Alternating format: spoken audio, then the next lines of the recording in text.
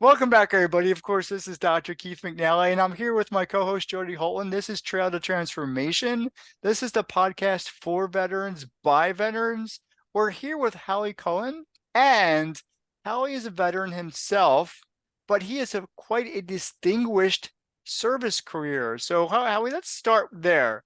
Let's start with your service career, and then let's talk about what you've been doing now and your mission, I think, your vision, your mission to help veterans be the best they can be. No, I appreciate that, and thank you for having me. It really means a lot to me that you reached out and we had a chance to do this today. So, very briefly, I was an Army signal officer for a little over 27 years. I started in the 9th Signal Battalion in the 9th Infantry Division, which does not exist any longer. From there, I moved on to I was a signal officer in an infantry battalion. Spent a couple years there. Then went off to the advanced course, the officer advanced course. Then went to Ranger School, got Ranger qualified, and was fortunate enough to get assigned to 3rd Ranger Battalion when it activated. So I was the first signal officer in 3rd Ranger Battalion down at Fort Benning. I spent 4 years there. And then I went up to Fort Bragg and I went to the 112 Signal Battalion, which was a fairly new signal battalion, airborne signal battalion, in what was then the 1st Special Operations Command, which is the precursor to the U.S. Army Special Operations Command, USASOC. I was started as an assistant S3, and then I took over Bravo Company as a company commander, spent 2 years there.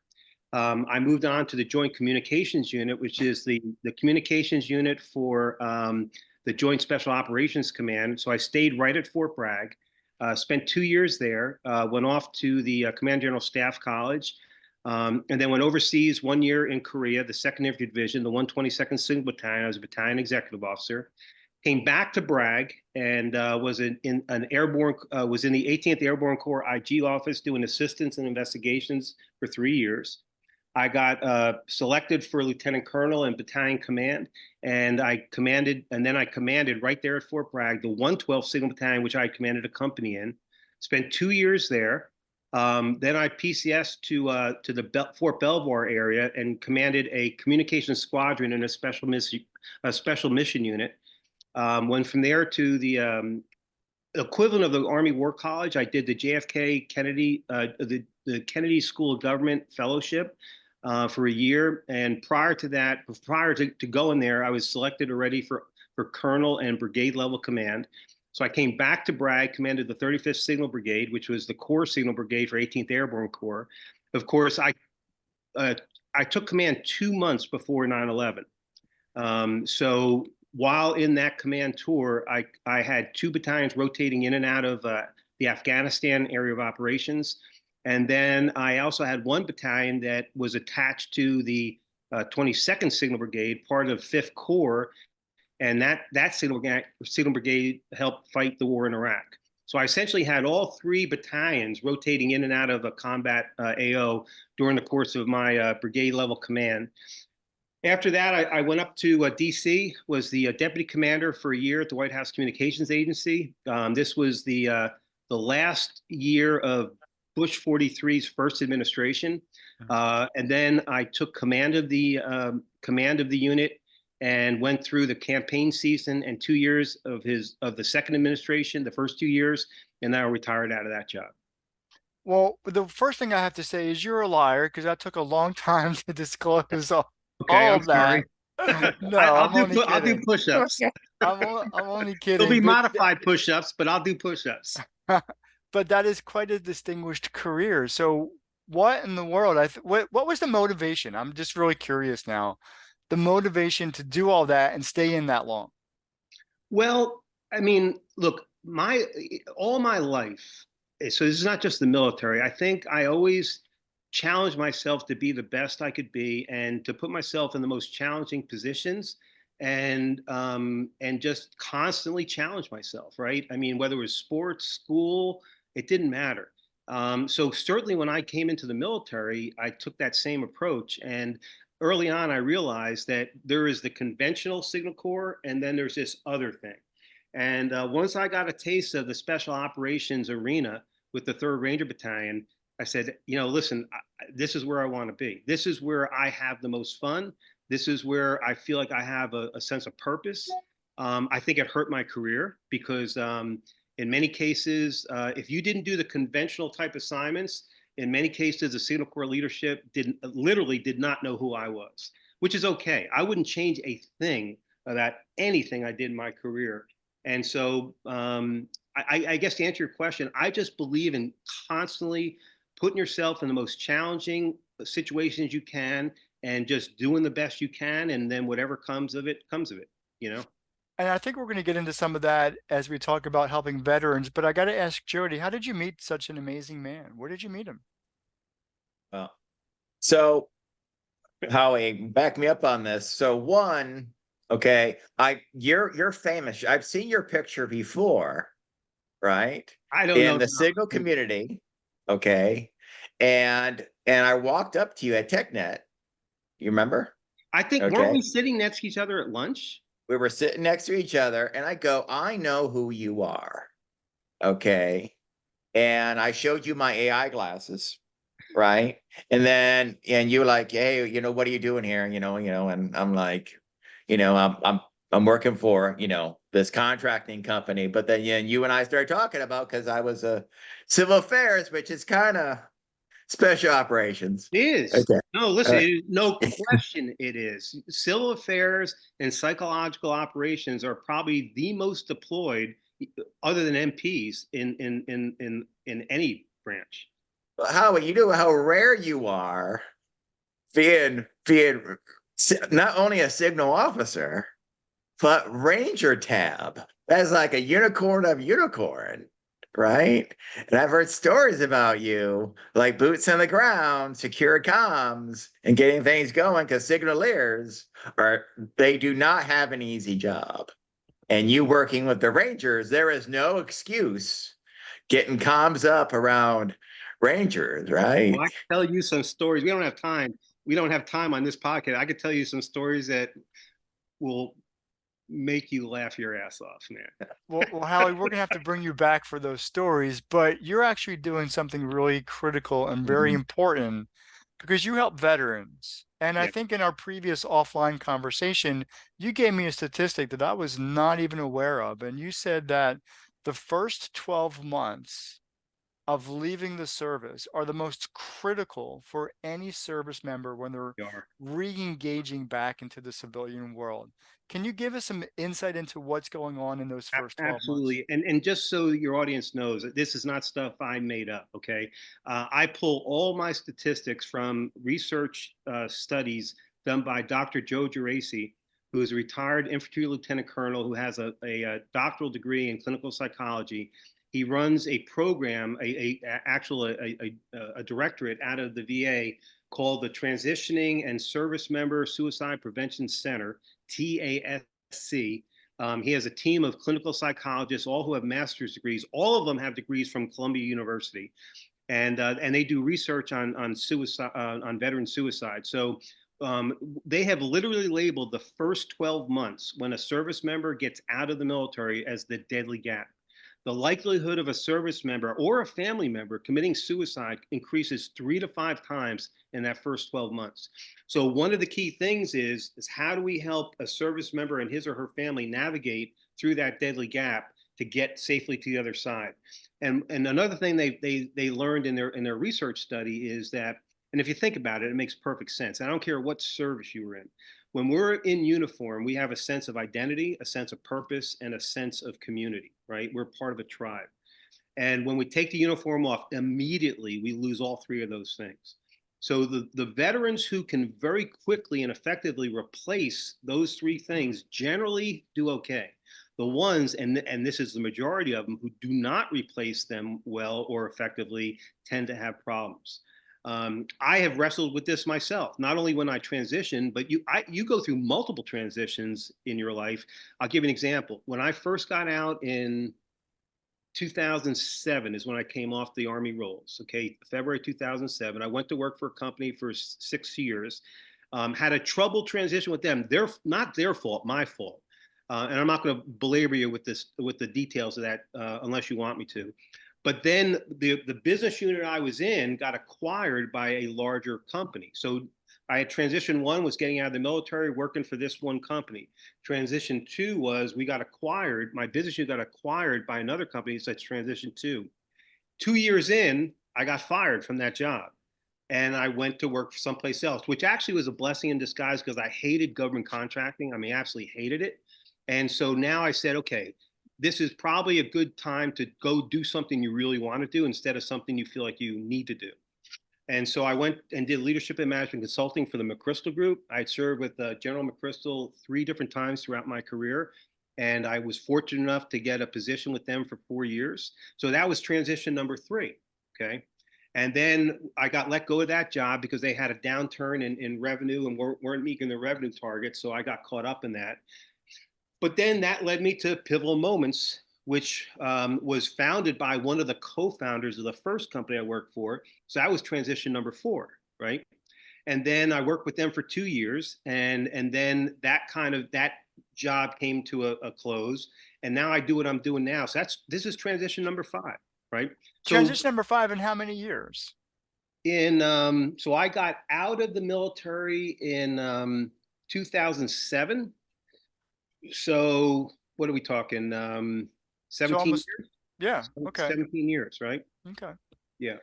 But the critical moment is those first 12. And I know Jody was a student of mine. And I know his transition out of the Army was not a smooth sailing ship. Not in the least. Jody, can you mirror or kind of speak to all of these issues that military service members face when transitioning out? So like you're exactly right about the uniform, right? Like from wearing the right outfit, using the right language, with my new civilian jobs. Uh, like I've been fired since I've been out, since I retired from the Army. I've had trouble with drinking, terrible relationships, right? And I really do miss. Well, it's not your good looks, Jody, right? Because you have the good looks, man. So it's obviously something else. But that purpose, right? In the Army, I had a mission, right? Like when I was working for the Fort Gordon Garrison, I was working for the 173rd, and yeah, no matter who I was, like, I may have like a bad boss or bad equipment or the plan. Of course, the plan's going to fall apart, right? But I knew I had, hey, we can make it through this. Right. I've got a team. There's SOPs and policies. But when I got out, man, it was like, from like what I was wearing to like, how do I really talk to people, and it was a constant state of friction. I still have trouble with it to this day. How long have you been out now, Jody? Uh, let's see. I left active duty in 2021 around July, and I would like officially retired February 2021. But leaving in 2021, then I went straight reserves, right? Yeah. It was I went back to Michigan and went to grad school and did jobs. It was going back to school of kids who did not care, right? And being around Ann Arbor, Michigan, the most liberal city in America, right? That was really rough for me. Don't be judgmental, Howie. It was. I'm not judgmental at all. That's fine. Listen, at the Kennedy School, I mean, I don't know that you can get more liberal than the Kennedy School, like Cambridge, Massachusetts, is where I was, and it was very interesting. I actually enjoyed the interactions with. I mean, you not only had students from all over the country, you had students from all over the world. Mm-hmm. Right. And so immediately when they find out I'm in the military, and it wasn't hard. I mean, my hair was a little bit shorter than most people there, and I was probably more fit than most people there, unlike I am now. But it wasn't very hard to determine that this guy might have been in the military. And so it's very interesting how they stereotyped me right away. Like I was just some freaking knuckle dragger. Right. And then when they actually found out that I could put 2 sentences together and put some thoughtful thoughts together, I mean, I think it blew a lot of these people away, right? And by the way, that I was willing to listen to them and try to understand their perspective, even though I didn't agree with it. But it was very interesting. You get stereotyped right away, right? And that happens everywhere you go, unless you're in a very military-friendly environment in a corporate setting, right? But you listen. I had so you went into government contracting, right? And that's where I had my problem was I knew nothing about business. I knew nothing about the financials of a business. I knew nothing about the whole business development process, the whole capture management process, the whole proposal management process, right? Now, if you put me in charge of a team as a project manager or as a portfolio manager or whatever, I mean, I can knock that dead. But you talk about having to go out, find work, win work, play that whole game. I mean, I didn't know shit about, excuse me, I didn't know anything about Mhm. stuff, right? And that's where my stress came from. Because I was very used to going into an organization very quickly as in the military, whether I'd been there or not, and within weeks or months, figure it out and I'm adding value. I mean, I was there 8, 9, 10 months, and I felt like they were paying me money, and I wasn't doing anything to earn it. And I lost more sleep in that first 8 months or 9 months of after getting out of the military than I ever lost. And I led troops in combat. I never lost sleep over not I won't say never, but not like I did in corporate America, trying to work in government contracting where I didn't understand what the hell I was doing, you know? Well, so But let's I bring bet you this. were on time. Well, let's What's that? bring this converse. Well, he said, I bet you were Oh on yeah, time. I not only was I on time, I subscribed to the Vince Lombardi rule, man. I was always early, right? So yeah, Well, let's bring this conversation back to helping veterans because both of you faced those challenges, but found ways to make it work. And so you are currently doing just that, aren't you, right. Howie? Yeah, so You, so even once I got out and once I went through my transition and started figuring stuff out, I realized, a lot of people helped me in my transition and gave me some great advice and mentoring. I said, okay, and look, I believe once I got to the rank of major, up to that point, it was kind of like building myself up and trying to just like establish myself as an officer, as a leader. But once I reached the rank of major, I realized, okay, a lot of people helped me get to this point, and now it's time for me to do what they did for me, and that's to help develop folks below me, right? And so my focus once I became a major and above was how do I develop leaders around me, how do I help them achieve what they want to achieve, how do I help the organization I'm in become better than what it was when I got there, right? So that was always been an approach of mine. How can I serve others, right? And so when I went through the transition process and got through the other end successfully, and it was painful, but I was with one company for 6 years. That's almost unheard of in your first job.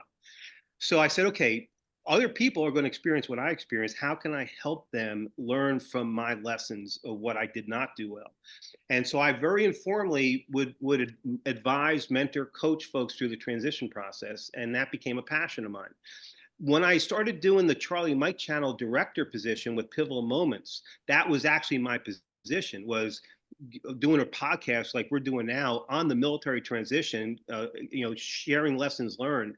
And so I got better at it and better at it and better at it because I was actually now studying it. I was educating myself. I was developing my network in that space. So I got much better educated and informed, and I think I was doing it more effectively, right? Then here's what happened, okay? And I think I explained this to you the other day when we spoke. I was on LinkedIn one day. I spent a lot of time on LinkedIn, and that's basically my platform of choice to network with people and kind of it's where my voice is, right?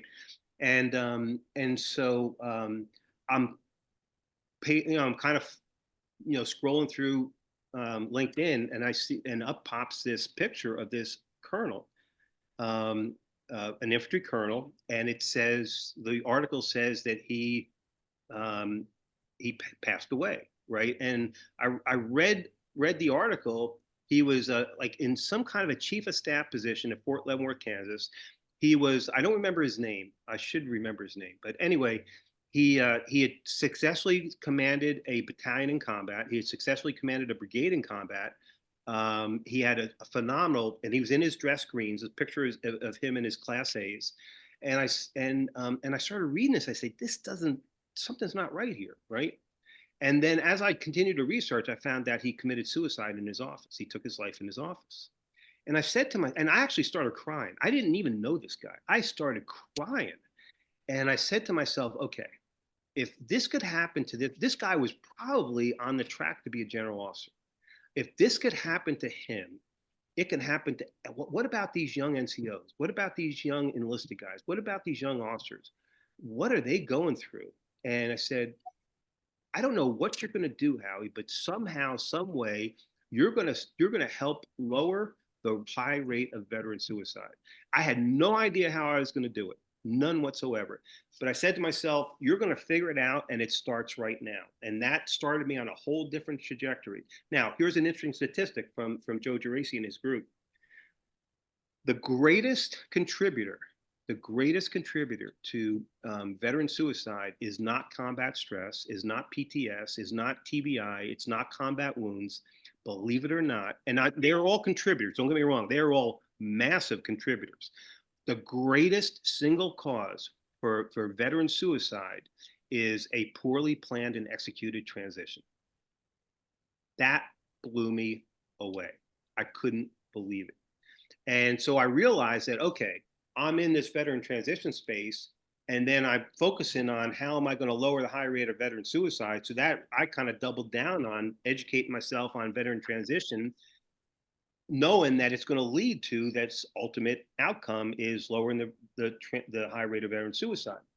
And then somehow, and it's just amazing how things happen this way, somehow I got connected to Joe Geraci, right?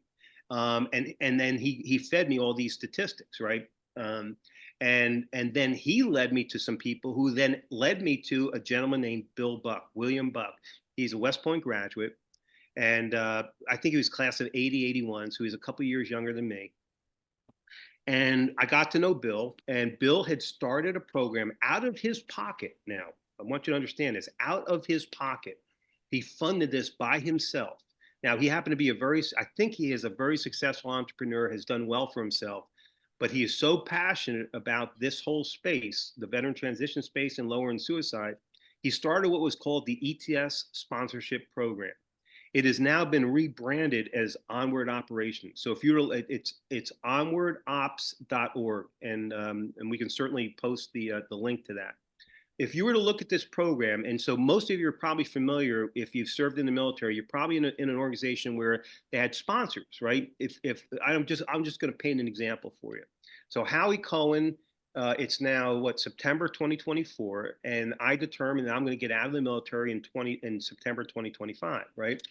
So I can go on to this Onward Operations website, and I can choose to enroll in the program, and I go through about a 15-minute intake where it captures my name, my ETS date, when I'm going to exit the military. If I have family, my wife's name, my kids' names, their ages, and then my destination of choice or destinations of choice. Now I know I'm going to go to Woodbridge, Virginia, right? So, and then I can elect if I want to have a sponsor assigned to me. And if I elect to have a sponsor, they'll go into their database, and there are trained and certified sponsors, and they're trained and certified by Joe Geraci and his group of clinical psychologists. You go through, I went through a course. It was 3 successive Tuesdays for about two hours each night. Phenomenal course. And it taught me how to be a sponsor, okay? And how to recognize potential suicide ideations in folks that I might be linked up with. Anyway, they'll assign, Jody becomes my sponsor, and Jody reaches out to me and says, "Hey, Howie, my name's Jody. I'm going to be your sponsor. I live in Woodbridge, Virginia, and I want you to get to know me. I want to get to know you." And then over time, Jody starts identifying, "Howie, how can I help you? What do you need?" "Well, Jody, I need to find a place to live. I need to find a school for my kids. I have some medical issues, so it'd be good to know the different medical facilities that are in the area. My wife would like to work, so I need to help her find a job.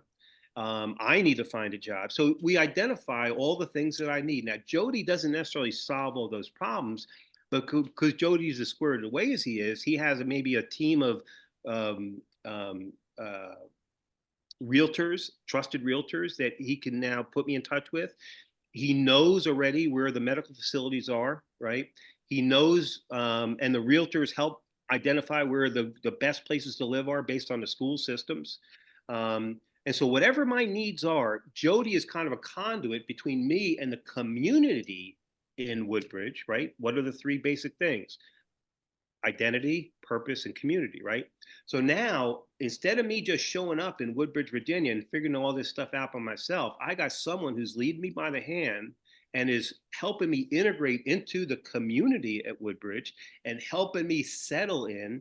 And I'm not figuring this stuff all out by myself. And oh, by the way, if I have any issues, I know I can reach out to my trusted sponsor and he's going to help me navigate that first 12 months, right? So that's essentially what the program does. In my mind, this is the most I haven't studied every transition program. There's too many of them. But I will tell you this, I went through TAPS and I'm not denigrating TAPS at all. It has a purpose, but this blows TAPS out of the freaking water. It ain't even freaking close. And here's another interesting data point that I found out just 2 weeks ago. So the TAPS program is a Department of Army and maybe a DoD funded program, a contract that costs $200 million a year.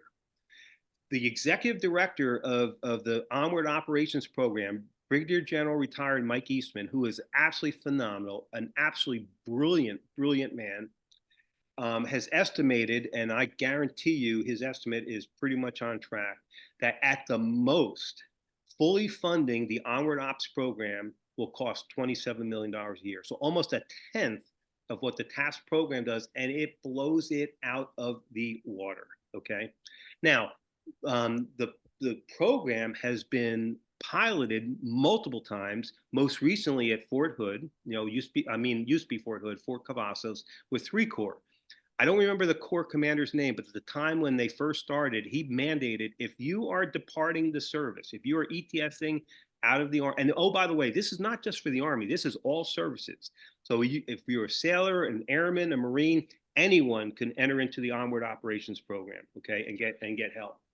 But if the Corps commander mandated, if you are departing the military out of Fort Hood, it was Fort Hood at the time, it's now Fort Cavazos, he mandated you will enroll in this program. Now you don't have to elect a sponsor, but you will enroll in the program. So it's been piloted successfully for over 2 years now. And I guess the question I have is, and I don't expect you guys to answer this, is why in the hell hasn't the Army, why in the hell hasn't the DoD funded this thing?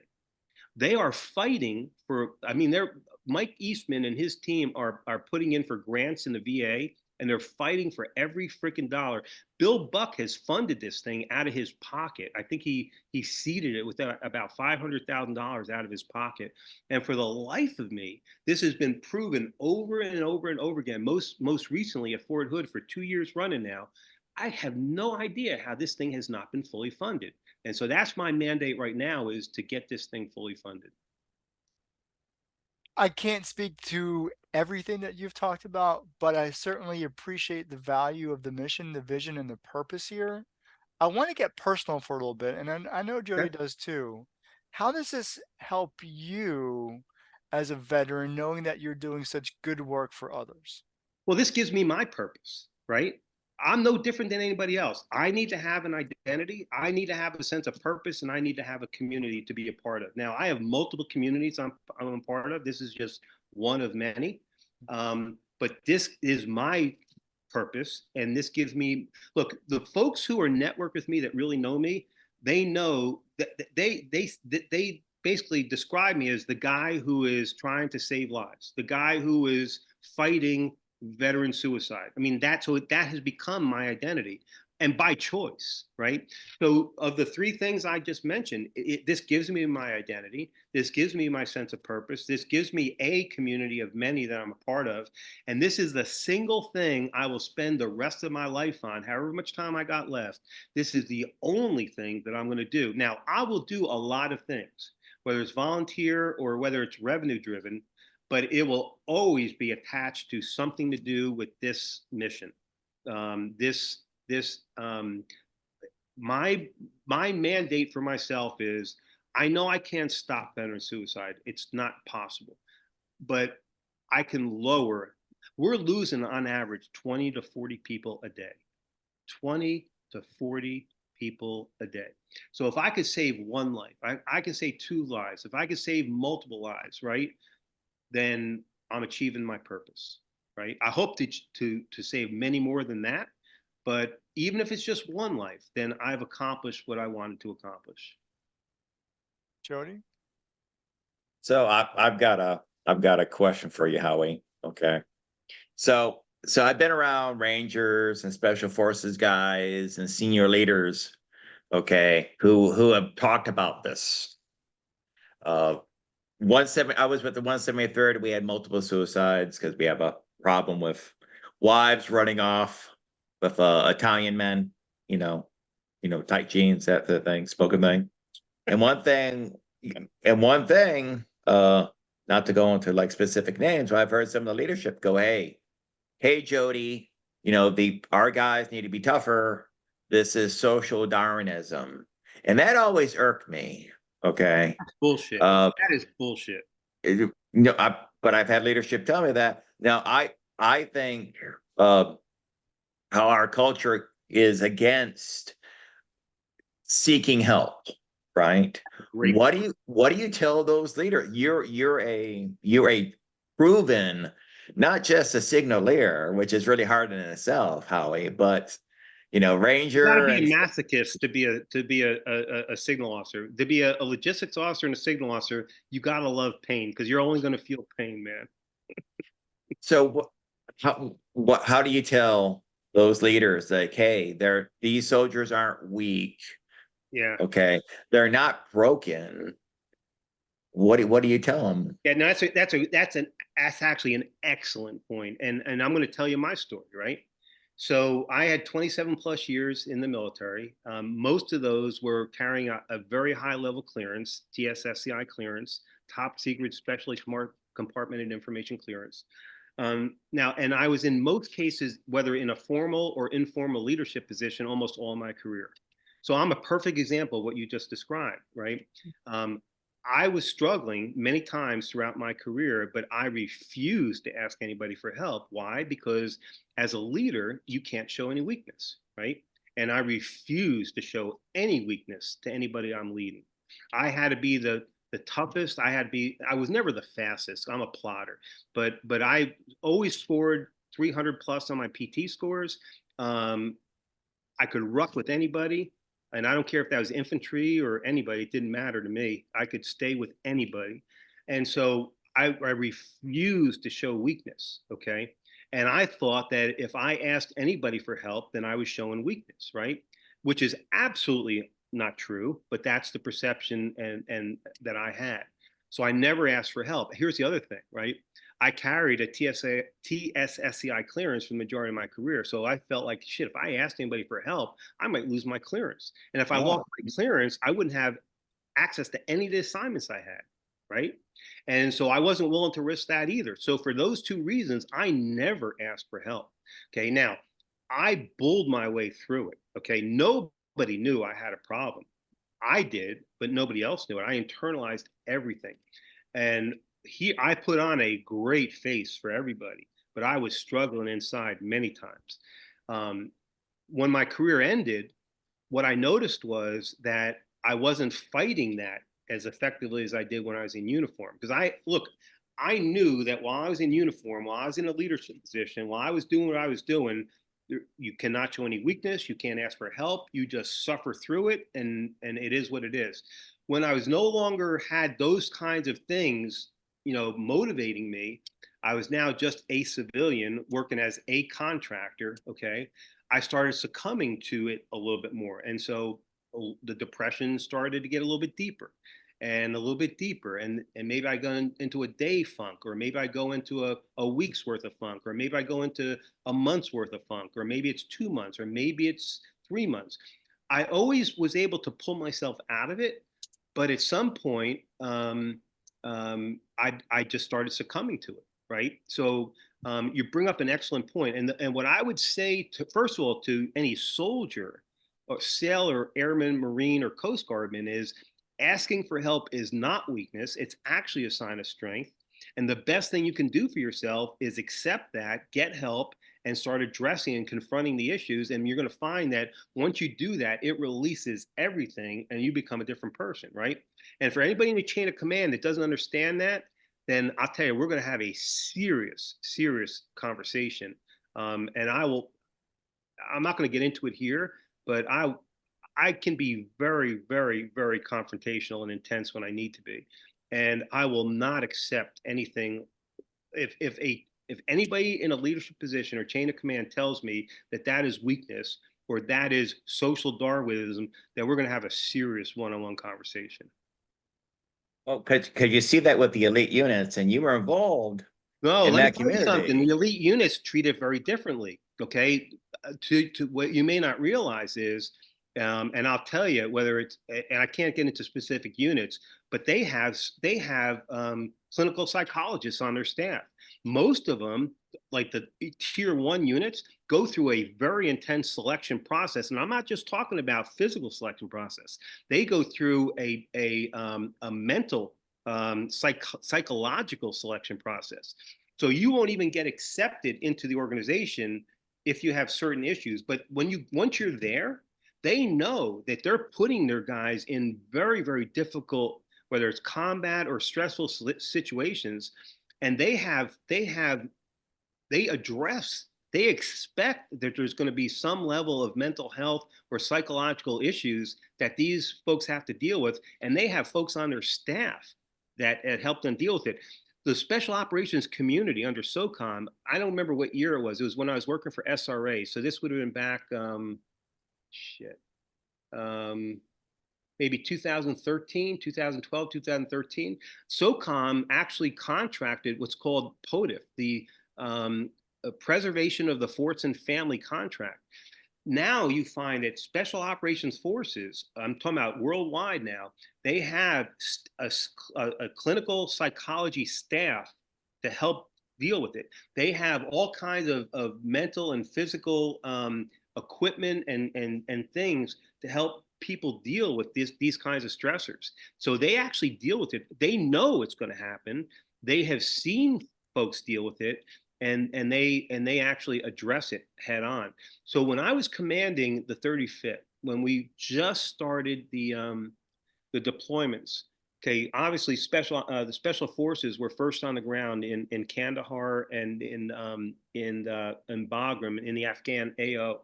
Right when the first tranche of special forces guys out of the 7th group, they were still stationed at Fort Bragg. When they came back, there was a 1 week where it was painful, man. I mean, I don't remember exactly how many, but it was probably around 5 folks either took their own lives or took their lives and took their families' lives. I mean, it was unbelievable what was happening because we had nothing in place to help these folks transition from the combat area of operations back into Fort Bragg.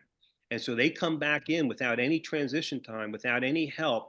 And it was a mess. That 1 week was a bad week at Fort Bragg. And it was then that we started better preparing folks to go to combat and then better preparing folks to come back out of combat.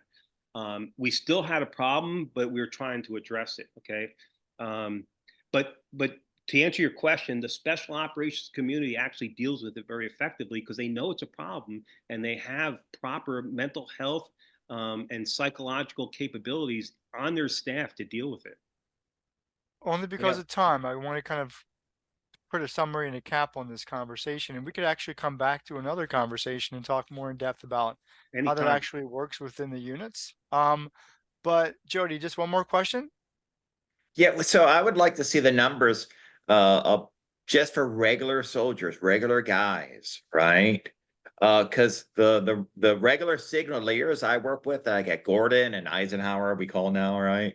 And at Bragg and from Italy, just regular guys, right? Not the Green Berets, I mean uh one of my guys ran through 3 marriages in 5 years, and got out was a complete mess. I mean, trying to get him through the VA was a huge headache. But I like to see like regular soldiers, what are their numbers? and how we maybe could adjust them to how the special operation units deal with things. Well, and see, I think that's where the onward operation program becomes so important, right? Because it is designed to help integrate. First of all, it's designed. I think about this logically, right? How many folks did you know, officer, NCO, enlisted, left the military financially independent? None. Right. And if you did, it's probably a very small number. So even before you start the transition process, chances are you're under financial stress. Okay. If you're married, you just mentioned 3-4 marriages, right? If you're married, chances are that individual has marital stress. If the individual has children, chances are they have family stress. So before you even start the transition process, you got financial stress, marital stress, and family stress, right? Now, add to that the fact that you have trouble finding a job, or a job that you really like, or you take a job just to get a paycheck and you hate what you're doing, right? Now you adding more stress, the transition stress. Okay, so think about this. The individual starts on a downward spiral, okay? And then what they do is they start to self-medicate with drugs or alcohol, right? And now the spiral deepens, the spiral quickens, and they see no way out. And over time, they say, you know what? I think it's just easier. First of all, I'm going to stop causing any problems for my wife and my kids. I see no way out of this, so I'm just going to take my life. And this happens over and over and over again. And we got to break this trend, right? Gentlemen, I think we need to pick this up at another conversation. Okay. Would that be a good thing? Can we do that? Hey, anytime, I'm happy to talk with you guys. Anytime you want to talk with me. And what I would like to do is not just focus on the negative, but really focus on what we can do. What is this operations that you're talking about? What does it actually do? You gave us an example, but diving deeper, veterans really need to know that there is people out there, such as yourself, such as Jody, who can provide assistance, help, and direction and guidance. And like you said earlier, even a simple hand holding sometimes really does wonders because we get lost. I know I did and this was back, I'm not even gonna tell you when I got out. So, Well, um, I mean, it can't be that long ago because you don't look like you're that old, man. You know? I'm old enough. I'm old enough. All right. Howie, Well, how thank old you. are you? Because I'm 67, man. So you Uh, can't be older than me. I'm 55. I just turned Okay. Well, I 55. got you. See, you're a baby then, man. Let's join this conversation again. For those of you who've been watching and listening, thank you for joining Jody and myself on Trail to Transformation, and we'll see you next time. Take care.